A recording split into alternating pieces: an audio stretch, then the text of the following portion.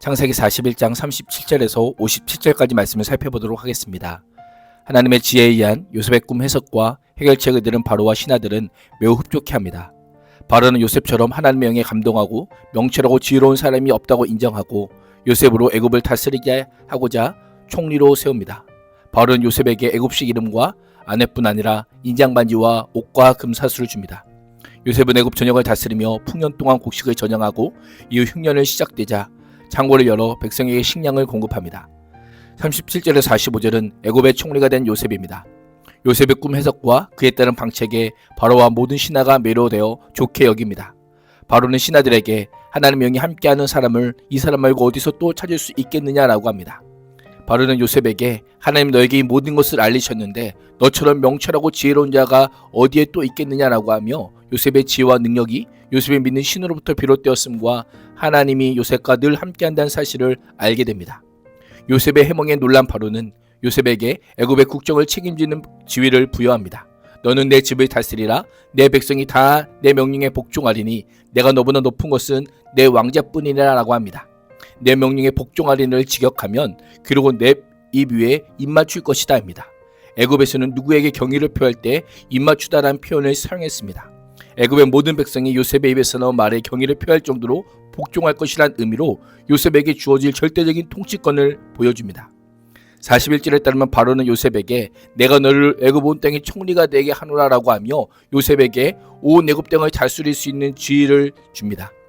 요셉은 모든 내각을 총괄하는 일과 애굽 전역의 토지에 대한 권리를 의무와 입법의 권한까지 부여받게 됩니다.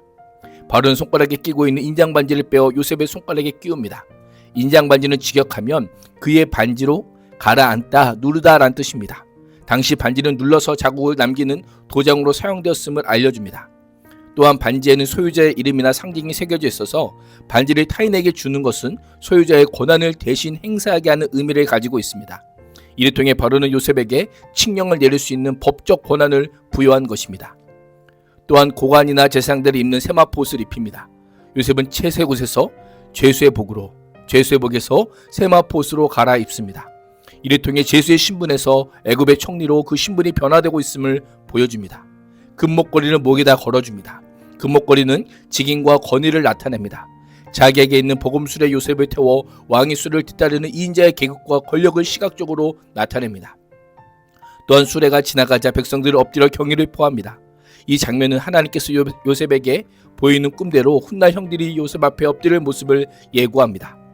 바로는 요셉을 애굽의 총리로 세우며 애굽 온 땅에서 내 허락이 없이는 수족을 놀릴 자가 없으리라 라고 하며 요셉에게 모든 백성에 대한 통제권까지 부여합니다. 모든 일이 일사천리로 진행됩니다. 바로는 요셉에게 하나님의 말씀하시니 그가 살아계신다라는 뜻을 가진 사브낫 바네아라는 이름을 지어주고 온의 제사장 보디벨의 딸 아스낫과 결혼을 시킵니다. 상륙충 애굽 여인과의 혼인은 요셉이 히브리 노예 출신 배경을 떠나 애굽 총리로서 권위와 정당성을 인정받았음을 보여줍니다. 요셉이 나가 애굽 온 땅을 순찰하며 애굽 총리로서의 직무를 시작합니다. 일순간 일개 죄수요 노예가 애굽의 2인자가 되는 모습은 하나님만이 하실 수 있는 역전이요 반전입니다. 하나님께 신실한 사람만이 누릴 수 있는 특권임을 보여주고 있습니다. 요셉의 스토리는 한 인간의 성공 스토리가 아니라 하나님께서 하나님의 사람을 어떻게 인도해 가시는지를 보여주는 하나님의 신실한 역사의 스토리입니다. 하나님께서 직접 하나님이 꿈꾸신 자리에 요셉을 앉히십니다. 하나님은 단 한순간도 단 한 사람도 오늘을 헛되게 하지 않으시는 분임을 믿을 수 있기를 축복합니다. 46절에서 49절은 풍년기의 식량을 빅축한 요셉입니다. 요셉이 바로 앞에 섰을 때 그의 나이는 30세였습니다.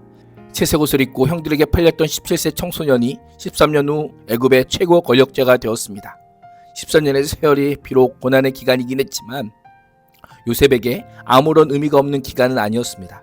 보디발의 집에 가정 총무를 있을 때 재정과 행정 등의 실무를 익힐 수 있었고 왕의 죄수들이 갇히는 감옥에 있을 때에는 애굽의 고위층에 속한 사람들을 통해 애굽의 정치, 경제, 문화 등에 대해 배울 수 있었습니다. 하나님께서는 요셉을 총리의 자리에 앉히기까지 훈련시키셨습니다. 그런 점에서 우리에게 있어서 의미 없는 고난은 없습니다. 하나님께서는 사랑하시는 자를 연단시키고 훈련시키셔서 하나님께서 원하시는 일에 사용하시기 때문입니다. 요셉은 바로 앞에서 물러나와서 애굽 온 땅을 두루다니며 풍년 동안 흉년을 대비하는 작업을 시작합니다. 요셉의 예언대로 애굽에 7년 동안 땅은 풍성한 소출을 내었습니다. 자신이 제안한 대로 각 성읍의 밭에서 생산된 모든 곡물을 거두어들여 각 성의 저장고에 비축하여 관리합니다. 7년 동안 거둬들인 소출의 5분의 1만 저장해도 그 양이 바다의 모래같이 심이 많아 그 수를 기록할 수 없을 정도였습니다. 하나님께서 예고하신 큰 풍년이 성취된 것입니다. 이 모든 일은 궁극적으로 하나님의 주권적인 일하심 아래 이루어졌지만 요셉의 리더십과 요셉의 지시 아래 각 지역의 감독관들의 충성, 백성들의 적극적인 참여가 이루어낸 은혜의 결과이기도 합니다. 이는 하나님의 일하심과 계획이 인간의 책임 있는 순종을 통해 역사 가운데 구체화됨을 보여주고 있습니다. 50절에서 52절은 요셉의 두 아들입니다. 흉년이 들기 전 하나님께서는 요셉에게 두 아들을 주셨습니다. 요셉은 하나님이 나의 온갖 고난과 아버지 집 생각을 다 잊어버리게 하셨다라고 하며 그 장남의 이름을 므낫세라고 지었습니다. 둘째는 내가 고생하던 이 땅에서 하나님이 자손을 번성하게 해주더라고 하며 그 이름을 에브라임이라고 지었습니다. 요셉은 두 아들 므낫세와 에브라임을 모두 아스닷에게서 얻었습니다. 성경에 다른 아들의 이름이 기록되지 않은 것을 보면 이후 요셉은 아스닷 외에 다른 부인을 두지 않은 것으로 보입니다. 요셉은 한 나라의 총리로서만이 아니라 한 여인의 남편으로서 일부일처지의 성실한 삶을 살았음을 알려주고 있습니다. 53절에서 57절은 흉년기의 식량을 공급한 요셉입니다. 7년 풍년이 끝나자 요셉이 말한 대로 7년의 흉년이 시작됩니다. 애굽 지역은 원래 강수량이 낮지만 얇은 상류 중부 아프리카 지역의 엄청난 강우로 인해 정기적으로 홍수가 발생하고 수량을 유지하므로 비교적 기근의 위험이 낮은 지역이기도 합니다. 그럼에도 장기간의 기근이 닥쳤다는 것은 단순한 자연현상이 아니라 하나님의 주권에 따른 사건임을 암시합니다. 흉년이 시작되자 작물과 땅이 파괴되기 시작할 뿐 아니라 사람들은 기아에 허덕입니다. 온 세상에 기근이 들지 않은 나라가 없었던 것입니다. 그러나 다른 나라들과 달리 애굽 온 땅에는 먹을 것이 있었습니다. 흉년의 때를 준비하게 하신 하나님의 지혜와 말씀에 순종하여 풍년의 때에 곡식을 거두어들인 은혜의 결과였습니다. 애굽 온 땅의 백성들이 기근으로 굶주리자 바로에게 가서 양식을 달라고 부르짖습니다. 기근이 심했기에 요구하는 정도가 아니라 부르짖어 외칠 수밖에 없었던 것입니다. 이에 바로는 요셉에게 가서 그가 시키는 대로 하라고 명령합니다. 이는 요셉에 대한 왕의 신뢰가 여전함과 동시에 위기 대응의 실권이 요셉에게 위임되었음을 다시금 확증하여 보여줍니다. 왕이 해결자가 아닙니다. 하나님께 세우신 요셉이 복의 통로요 해결자가 됩니다. 온 땅에 기근이 들었기에 요셉은 각 지역의 모든 저장 창고를 열어 애굽 사람들에게 곡식을 팔기 시작합니다. 기근이 온 세상을 덮고 있었기에 다른 나라 사람들도 요셉에게서 곡식을 사려고 애굽으로 올 정도였습니다. 이를 통해 하나님은 요셉을 통해 애굽뿐 아니라 열방의 생명을 보존하십니다. 복의 근원의 역할을 감당하게 하십니다. 요셉이 총리가 된 것이 성공이 아니라 굶주린 세상을 살리는 통로가 된 것이 참 복이요 참 성공임을 우리에게 보여주고 있습니다. 참된 양식을 나눠주는 요셉의 모습은 훗날 참된 생명의 양식과 영원히 목마르지 않은 샘물을 나눠주시는 예수 그리스도를 상기시킵니다. 세상을 구원하는 요셉은 예수님의 모형입니다. 예수님께서 낮아지심으로 십자가에 죽으시고 부활하심으로 높아져 세상을 구원하신 것처럼 감옥의 나락으로 떨어졌다가 애굽의 총리가 된 요셉이 세상을 구원합니다. 승계하신 그리스도께 모든 나라가 무릎을 꿇듯 높아진 요셉에게 모든 나라가 무릎을 꿇고 있습니다.